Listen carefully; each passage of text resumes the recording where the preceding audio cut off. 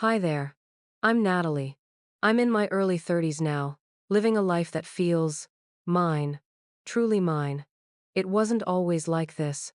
For a long time, my life felt like it belonged to everyone but me.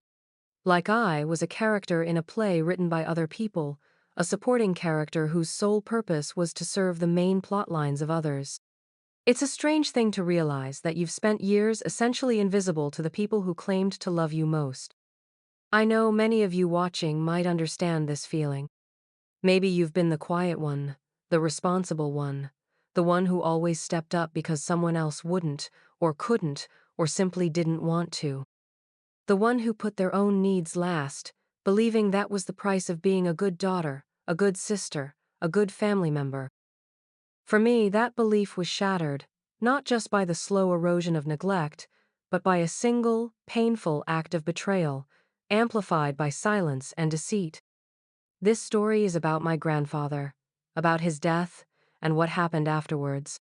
About a will that seemed to erase my existence, and a letter I found that rewrote everything I thought I knew about my family and about myself. It's a story about how the people closest to you can hurt you the most, and how sometimes finding your voice means losing them. It's about the cost of unseen labor, the sting of favoritism, and the slow, arduous path to reclaiming your own worth when others have told you, implicitly and explicitly, that you have none. I'm sharing this because I know I'm not alone. Because the patterns of toxic family dynamics, of financial and emotional exploitation, are more common than we like to admit. They hide behind closed doors and polite smiles. They thrive in silence. If you've ever felt overlooked, taken advantage of, or had your reality twisted by those you trusted, maybe my story will resonate with you. Maybe it will make you feel a little less alone. Let me take you back to how it all began. Let me know in the comments where you're watching from, and if any part of this feels familiar. It helps to know we're not isolated in these experiences. Thank you for being here. It started, as these things often do, with a phone call in the middle of the night. The sterile voice of a nurse confirming what we'd all known was coming, but were somehow still utterly unprepared for. Grandpa was gone. Just like that, the anchor of our family, the quiet, steady presence who had been my refuge for so many years, was simply not there anymore. Grief is a strange, suffocating blanket. It wraps you up tight, making it hard to breathe, hard to think, hard to do anything but feel the raw ache of absence. My grandfather, Thomas, had been more than just a grandparent. He was the one who taught me to fish, who patiently helped me with my homework, who listened without judgment when my parents were too busy or too distracted. He was the one I cared for in his final years, the one whose hand I held as his breath grew shallow. My mother, Sarah, handled the immediate aftermath with the efficiency she reserved for public-facing events: phone calls to relatives, arrangements for the funeral, coordinating meals. She was a whirlwind of performative grief, punctuated by sharp instructions and thinly veiled critiques. My sister, Chloe, arrived looking impeccably put together, offering condolences with a detached air, already asking practical questions about the house and the estate. Chloe had always been my mother's favorite, the golden child who effortlessly excelled without ever having to get her hands dirty. I, on the other hand, was the dependable one, the one who handled the mess, the one who could be counted on to manage the difficult tasks no one else wanted, like caring for a dying man. The days leading up to the funeral were a blur of casseroles, hushed conversations, and the heavy scent of wilting flowers. I moved through it all in a daze, my own grief, a private, internal thing, overshadowed by the logistics and the awkward social performance of mourning. I noticed, even then, the way my mother deflected any mention of the care I'd provided for Grandpa. If someone commented on how well he'd been looked after, she'd nod vaguely and say, "Yes, we all did our best," lumping my round-the-clock efforts in with Chloe's occasional brief visits. It was the first subtle brushstroke in the painting of my erasure, but at the time, I was too numb to fully grasp its significance. The funeral itself was beautiful and sad. Grandpa had been well loved in the community. people shared stories, memories. I sat quietly, tears streaming down my face, gripping a worn handkerchief Grandpa had given me years ago. My mother and sister sat beside me, composed and dry-eyed, occasionally exchanging glances I couldn't quite read. Then came the reading of the will. It happened a week later, in the stuffy office of Mr. Henderson, Grandpa's longtime attorney. My mother, father, who was largely a passive observer in family matters, Chloe, and I were present. The atmosphere was formal, hushed, and thick with unspoken expectation. I felt a knot forming in my stomach, not out of greed, but anticipation. Grandpa and I had been so close. He had often talked about making sure I was taken care of, that my future was secure. He knew I wasn't as financially stable as Chloe, who had married well and pursued a lucrative career path chosen more for prestige than passion. I had chosen work that fulfilled me but paid less. Grandpa understood that. Mr. Henderson cleared his throat, adjusted his spectacles, and began to read. He listed the assets: the house, savings accounts, investments, personal belongings. My mother was named executor. The bulk of the estate, the house, and a significant portion of the financial assets were left to my mother and Chloe to be divided between them. There were smaller bequests to a few cousins, a favorite charity. And then, nothing. For me. Mr. Henderson finished reading and looked up, his expression neutral.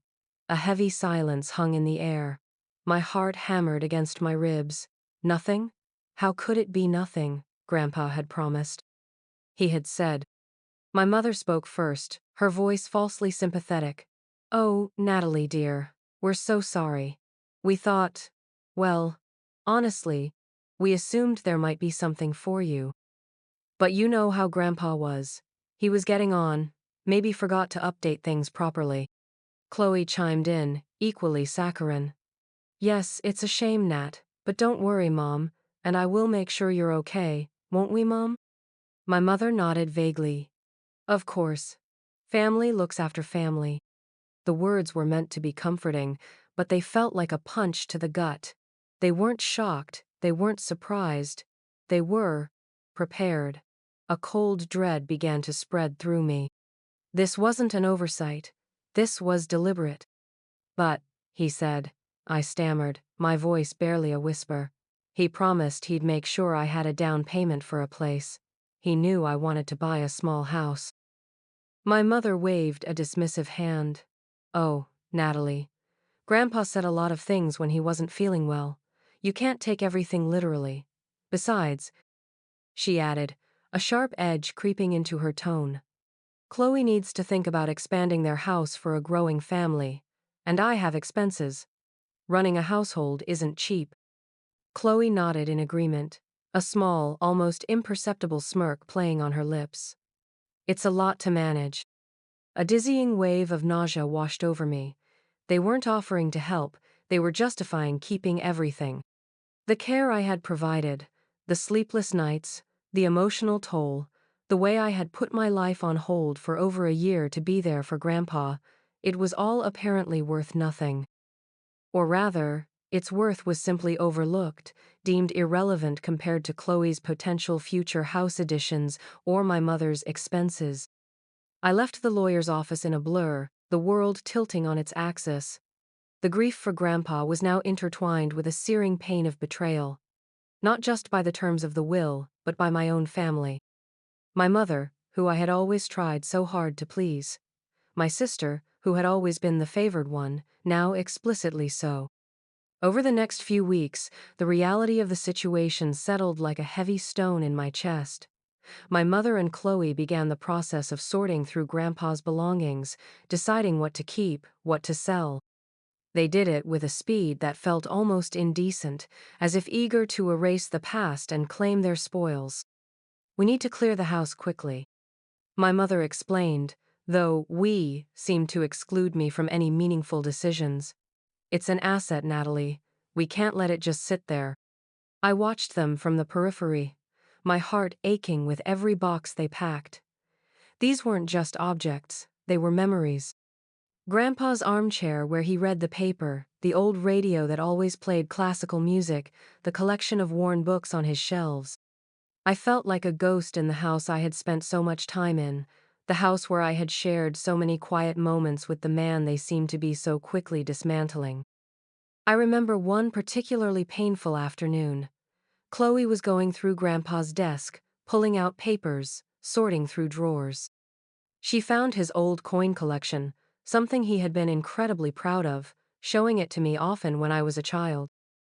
"Ooh, these look valuable," Chloe said, running her fingers over the velvet lining of the display case. "I'll have these appraised." "Grandpa said he was going to give those to me," I said quietly, my voice thick with unshed tears. "He said I appreciated history." Chloe scoffed, not unkindly, but with absolute finality. "Natalie, the will was clear. Everything goes to Mom and me. Besides," she added, closing the case with a decisive click, "what would you even do with them? They'll just sit in a box. I'll make sure they're properly looked after." The implication was clear. I was not capable of appreciating or caring for things of value, even sentimental value. My feelings, my memories, my connection to Grandpa, none of it mattered. Only the explicit terms of the will, and their interpretation of it, counted. I retreated into myself, the pain a constant, dull throb. I stopped going over to the house as much. It was too hard to watch them divvy up a life I had helped care for, while being treated as an outsider.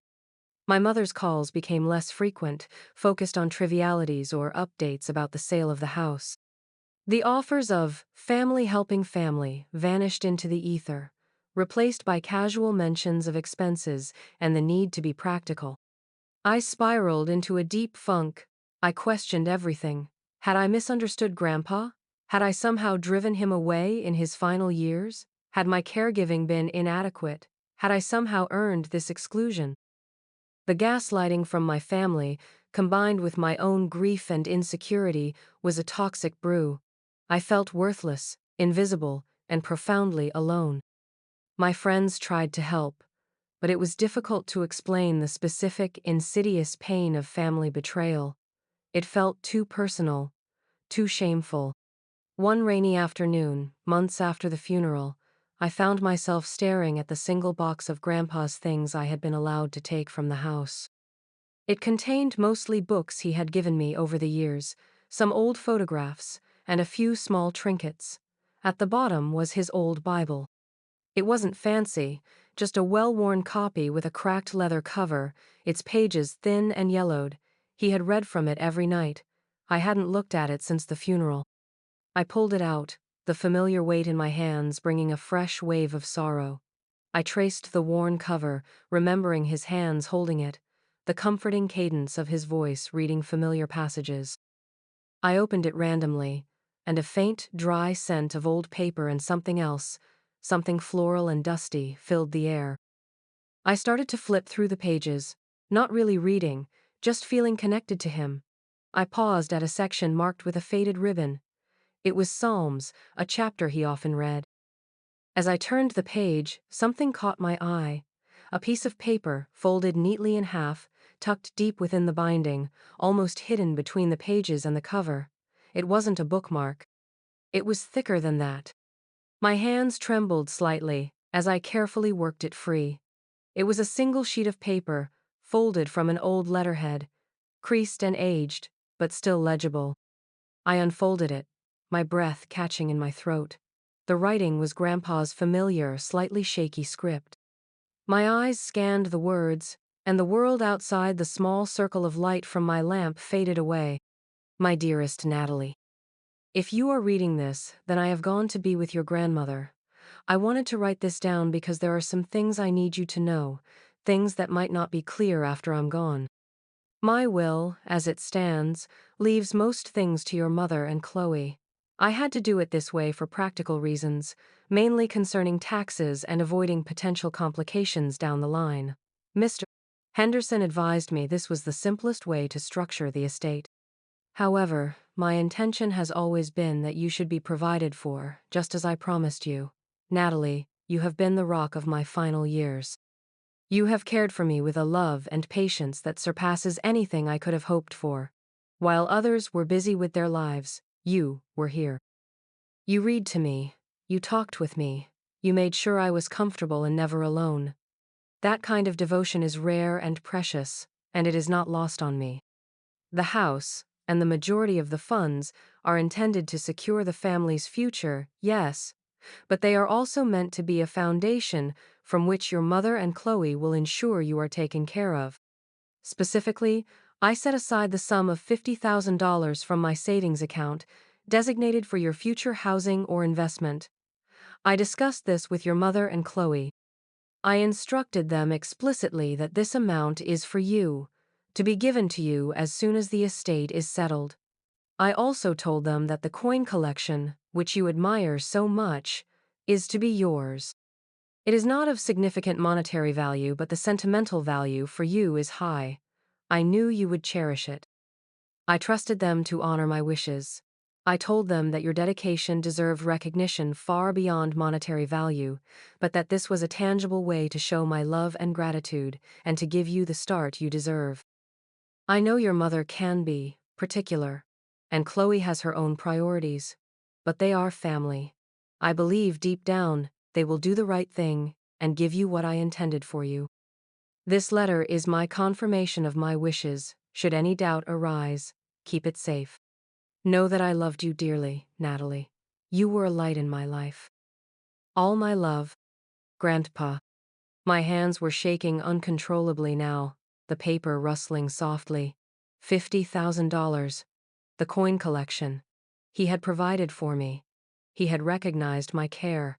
He had trusted them. And they had deliberately, cold-heartedly, lied. They had kept the money, taken the coins, and told me I was left with nothing. They had used the terms of the will as a shield, while ignoring his explicit instructions. The casual dismissal, the feigned sympathy, the quickness with which they'd sorted through his things, the excuse about needing the money for themselves, it all clicked into place with horrifying clarity. They hadn't just benefited from the will. They had actively, knowingly, robbed me of what Grandpa intended. They had betrayed not just me, but his final wishes, his trust. The pain was no longer a dull ache. It was a white-hot fire, burning through the numbness, through the self-doubt, through the grief. It was replaced by a cold, hard resolve. I looked at the letter again, reading his words, hearing his voice in my mind. He had loved me, he had seen me, he had tried to protect me. I spent the rest of the evening rereading the letter, letting the truth sink in. The depth of their betrayal was staggering. They hadn't just forgotten me, they had actively chosen to exclude me. They had watched me grieve, watched me question myself, and said nothing. Or worse, they had perpetuated the lie. My mother, my sister, the two people who were supposed to be my closest family. The next morning, I woke up with a clarity I hadn't felt in months. The fog of grief and self-pity had lifted, replaced by righteous anger and a fierce need for justice. This wasn't just about the money or the coins. It was about being seen, about validating Grandpa's love and my own worth. It was about confronting the toxic dynamic that had defined my place in the family for years, the overlooked, dependable one who was always expected to give without receiving. I called my mother. My voice was calm, steady, utterly devoid of the usual tentative tone I used with her.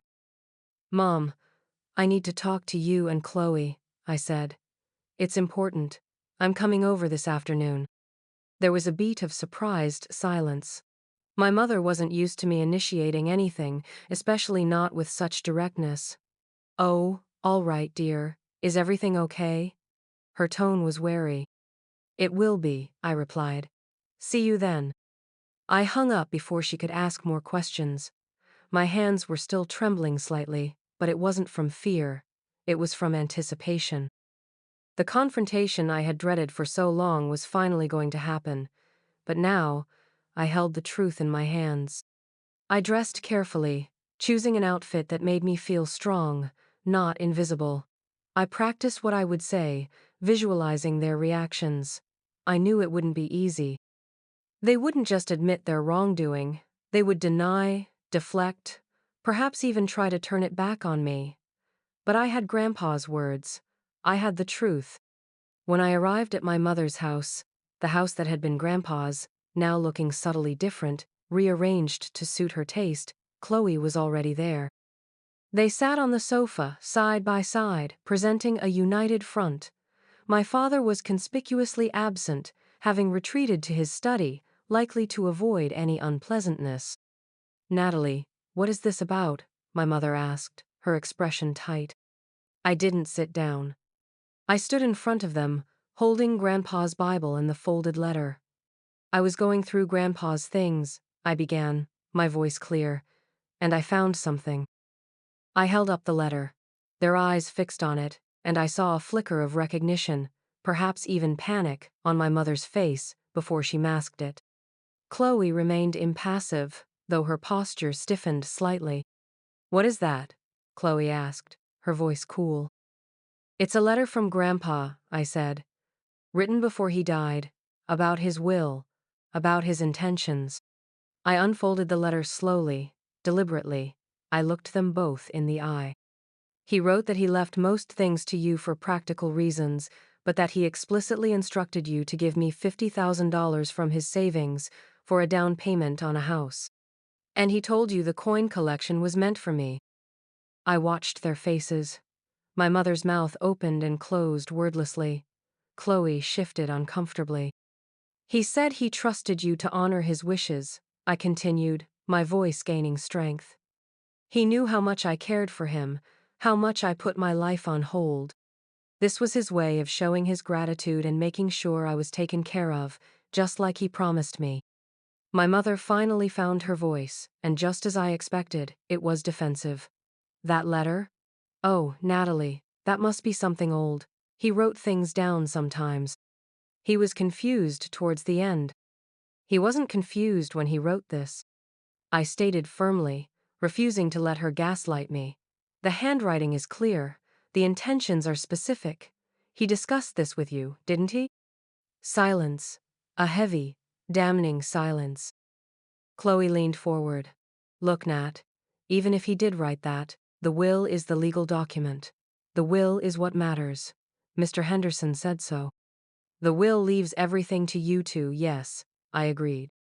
"But Grandpa's letter explains why he structured the will that way, and it contains his clear instructions for how you were meant to distribute the funds and belongings after the estate was settled.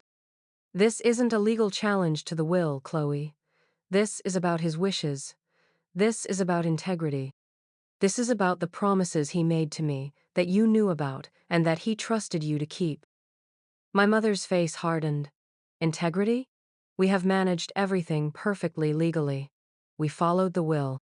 "You followed the part of the will that benefited you," I countered, while completely ignoring his specific instructions about me. "He didn't leave me nothing. He left me something, and he told you to give it to me. You chose not to." "It was just talk, Natalie," my mother exclaimed, her voice rising.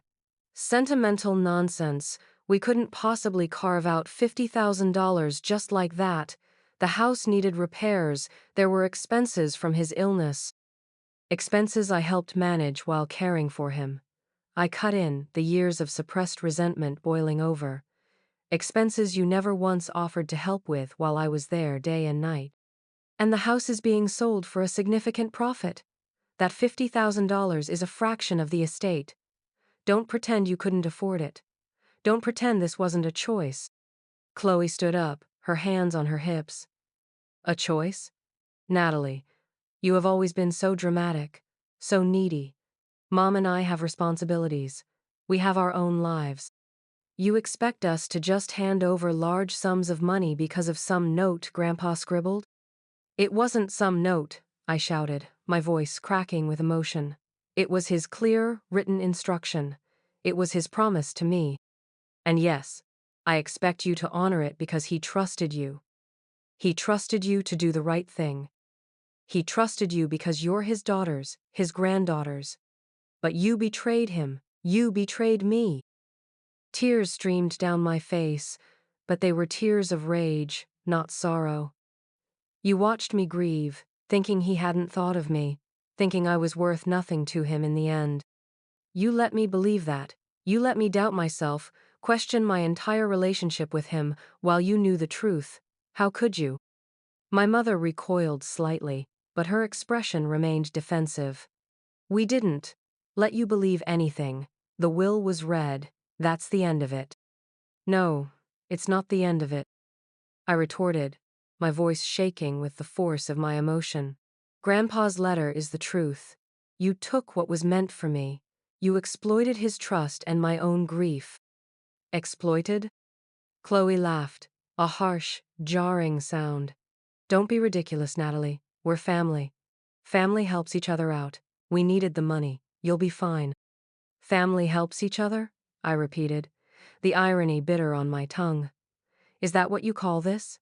Taking everything while I gave everything? Letting me think I was worthless after caring for Grandpa for over a year? Is that your definition of family? I looked from Chloe's cold, entitled face to my mother's closed off, defensive one. In that moment, I saw them clearly, perhaps for the first time.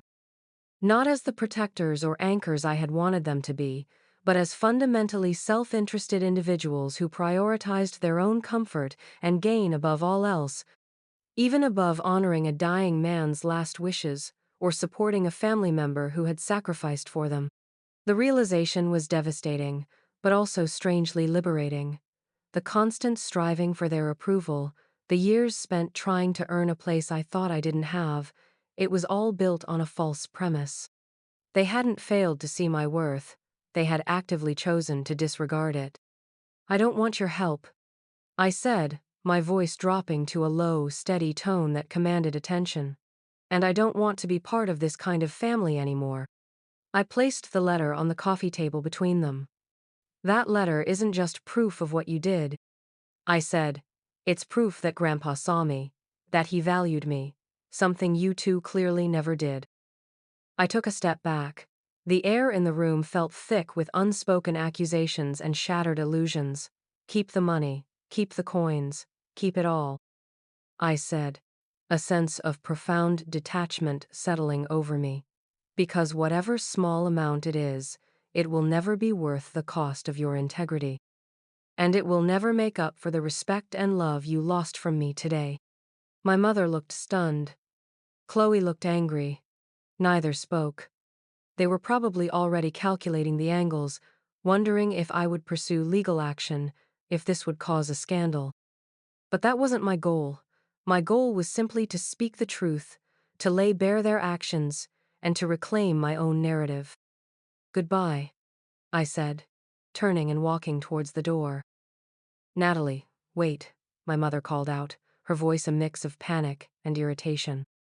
I didn't stop. I walked out of the house that no longer felt like a connection to Grandpa, but a monument to their greed and deception. I walked out into the rainy afternoon, leaving behind the weight of expectation, the burden of being the reliable one, the pain of invisibility.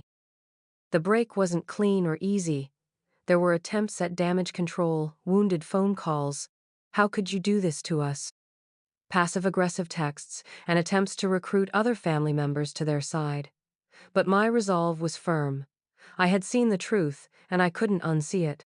The pain of staying in that toxic dynamic was far greater than the pain of leaving. I didn't pursue legal action. The letter was powerful emotional proof, but perhaps not ironclad legal documentation without supporting context in the official will, and the thought of dragging Grandpa's name and legacy through court felt wrong. It wasn't the money I truly needed. It was the validation, the clarity, the freedom. The letter had given me that in abundance. It had confirmed that I wasn't crazy, that I wasn't imagining Grandpa's affection or his intentions. The healing process was slow. There were days I missed the idea of my family, the comforting illusion of belonging. But I reminded myself of the reality, the casual dismissal, the manipulation, the outright lie. I grieved the loss of the relationship I thought I had, the one that existed only in my hopeful imagination. I focused on building a life for myself, on my own terms. I invested in my friendships, relationships that were built on mutual respect and genuine care. I found joy in my work again. I started setting boundaries in other areas of my life, no longer afraid to say no, no longer prioritizing everyone else's needs above my own. I kept Grandpa's Bible and the letter. They were not just reminders of a betrayal, but testaments to a deep and true love, and to my own strength in uncovering the truth. Grandpa had seen me, valued me, and in his own way, given me the tools to break free. The real inheritance wasn't $50,000. It was the truth, my voice, and the courage to walk away from a system that sought to diminish me. The coin collection, by the way, was never mentioned again. I assume Chloe kept it. But the truth is, knowing Grandpa wanted me to have it, that he remembered my interest and saw that part of me, that knowledge is more valuable than any collection of old coins. My relationship with my mother and sister is virtually non-existent now. We are civil if we happen to cross paths at a distant relative's event, but the warmth is gone, replaced by a polite distance. There was no apology, no acknowledgement of wrongdoing. I no longer expect one. Their silence speaks volumes, but it no longer defines me. Finding that letter changed everything. It didn't just reveal a financial deception, it exposed the rotten core of a family dynamic I had been trapped in for years. It showed me I wasn't forgotten or overlooked by the one person who truly mattered in that situation, and it gave me the irrefutable evidence I needed to trust my own instincts, validate my own experience, and finally, bravely, choose myself. I'm Natalie, and that's my story. It's a story about how sometimes the greatest gifts come not in the form of expected inheritance, but in the painful clarity of truth and the strength it gives you to rebuild your life on solid ground, free from the shadows of others' expectations and betrayals. Thank you for listening. So, that was my story. It was incredibly painful to live through, but finding that letter and speaking my truth was the most empowering thing I've ever done. For years I felt like I was drowning in their narrative, their version of reality, but the truth, held in my hands, gave me a lifeline. If you've been through something similar, please know you are not alone. That feeling of being overlooked, or having your contributions dismissed, especially by family, cuts deeper than almost anything else. It makes you question yourself, your worth. But your worth isn't determined by how others treat you, or by whether they acknowledge your efforts. Your worth is inherent. Learning to set boundaries, even with family, is terrifying, but it is absolutely essential for your well-being. It's okay to protect your peace, even if it means disappointing others or walking away from relationships that are causing you harm. Sometimes, the most loving thing you can do for yourself is to create distance. I hope my story encourages you to trust your gut feeling.